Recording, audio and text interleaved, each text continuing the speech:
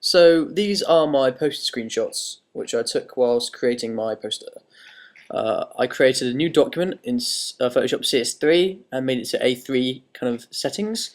Then I went to page setup and changed it to landscape, which is how I wanted the poster to look.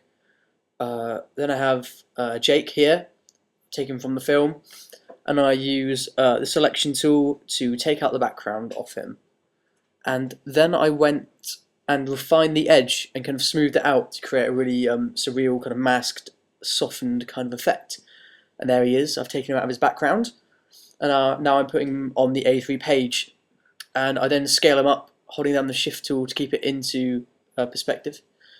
And I changed it to black and white now. I don't want it to have too much contrast on it. I wanted it to have low contrast, and so I make the settings so it's kind of washed out a bit more, and I lower the opacity down a little bit more as well. And then I start to use the paintbrush tool on a very low opacity and kind of getting rid of him so it looks like he's kind of fading in from the page. Then I rotate him a little bit as well just to make it look a bit, is at a more realistic angle. I then did the same for Derek, as you can see there, and that's how it is scaled up a little bit better.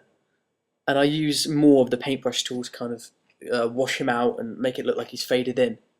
I then changed the opacity on the brightness and contrast to make it look suit a lot better. I used a font in Photoshop called Helvetica, I think it was, and then wrote the title and a Hal Smith film, and then I added some quotes in from different kind of magazines and institutions, which fits in with the conventions of all the other posters I looked at, as well as all the detailed writing at the bottom of the poster as well.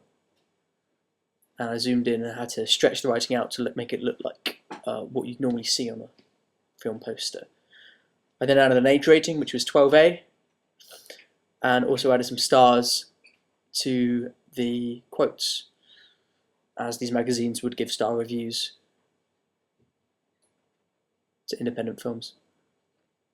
And then I added the main quote at the bottom with a 5-star rating from the Times, as the poster would be kind of centralised around that. And then I added the forest background, which I took when filming the forest scene, and I washed it out just like I did with the people, but didn't make it black and white, so it kind of looks really dreamlike and it's faded in. And that is my final product.